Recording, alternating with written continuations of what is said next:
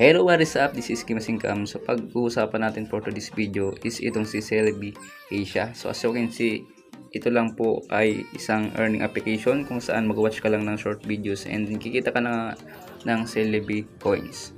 Kung saan pwede natin yan exchange into fancy token. So listed na po yun sa CoinsPH. So sa CoinsPH po natin siyang pwedeng i-withdraw. So paano nga ba ma-link ang inyong Celebi Asia application into Fancy Wallet? So kung wala pa po kayong Fancy Wallet, kailangan nyo lang po yung i-download. And then kung meron na kayong account ng Celebi Asia na application, as you can see, scroll nyo lang po yan, ay mag-earn na po kayo dito sa taas. Ayan, so as you can see naman, naging 141 na po siya. And then once na in-scroll nyo ulit, is magbabago po ulit yan. So ayan, naging 142 Celebi Asia token. And then ganun lang po kasimple siya. So mag-watch ka lang ng short videos, parang TikTok lang, or short video sa Facebook, and then kikita na kayo dito ng Celebi token. As you can see, ayan, nadadagdagan po yan. Ayan, scroll nyo lang, and then there you go. So 146 Celebi token na po siya. So ganun lang kasimple. So paano nga ba malink to sa Fancy Wallet? So yan po ang katanungan ng marami. So hindi kasi nila nalilink. So ang gagawin nyo lang, punta lang po kayo dito sa profile, and sa baba, and then dito sa may wallet, and then as you can see, ito po yung ating balance na points na Celebi token. So kailangan nyo lang i-link dito sa Fancy Wallet, and then ang gagawin nyo, click nyo tong 3 dots sa taas. Ayan, and then click nyo yan, and then kailangan doon kasi para ma-link yung verification number. Ayan, verification number, click nyo yan, and then copy nyo to. Ayan, kasi yan ang verification number, nang sa ganun nga malink nyo sa inyong Fancy Wallet. And then kung gusto nyo nang i-link, nakopy nyo na yung verification code, click nyo lang tong Fancy. And then kung wala pa kayong Fancy Wallet, syempre mag-redirect kayo sa kanilang para ma-download, and then mag-create kayo ng account. So mag-create lang po kayo ng account dito. So save nyo lang po yung process word. And then as you can see, naka-create na ako ng account dito. And then as you can see, dito na po nakikita yung aking Celebi point. So may 148 points na po tayo doon sa Celebi point. Sa application na, mag-watch lang tayo ng short videos, and then kikita na tayo ng Celebi point, and then pwede natin po yan i-exchange into Fancy point. So ganun lang po. So once na hindi pa po kayo dito nakalink, so ang nakalagay dyan is ililink nyo pa nga. So kailangan nyo i-click dyan, click nyo yung Celebi dito, and then dito lang nyo ilalagay yung verification code. So akin kasi nalagay ko na, so hindi ko na napakita.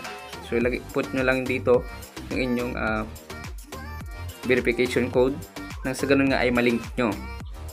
And then isiswap lang natin. Ayan, as you can see, pag meron na tayo, so swap points daw, i-all nyo lang po yan, all, and then masaswap na nga siya into Fancy points, and then listed na po yan sa CoinsPH. So ayan po, click nyo na itong Fancy points swap, and then magkaroon na po kayo ng Fancy points, and then pwede po natin yan i-send into CoinsPH. So ganun lang kasimple.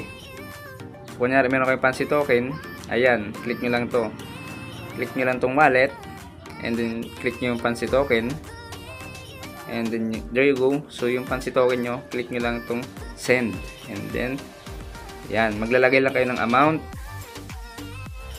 and then enter nyo lang yung address. So pupunta lang kayo sa CoinsPH. Ayan, CoinsPH. So ganyan lang mag-withdraw po dito sa Celebi Asia. So maglalagay na ako sa aking CoinsPH. So as you can see, pag open ko ng CoinsPH ko, pinapakita dito, Fancy can be earned through content creation. Ayan, so magagawa lang nga kayo dito sa Celebi Asia. So nag-earn dyan, so para lang siyang TikTok, mag-upload ka lang, and then mag-watch ng short videos, kikita nga kayo ng Celebi Asia point. So ganun lang po kasimple. So listed na po siya sa coins.ph. So hanapin natin yung Fancy token, view all price lang natin, and then search natin Fancy. Ayan, so listed na po siya. So ito po ang kanyang amount is nasa 1 peso ba yan? Oo, 1 peso. 1 peso ang kanyang price. So siguro 1 fancy token is nasa 1 peso siya. So which is good. So ayan po ang price niya. Meron siyang 1 peso. So ganun lang po ang price niya. So search na lang dito fancy, ayan. And then kung gusto nyo ditong maglagay, kunyari hanap tayo dito, so receive lang nyo, deposit crypto, ayan. And then search nyo dito fancy, ayan.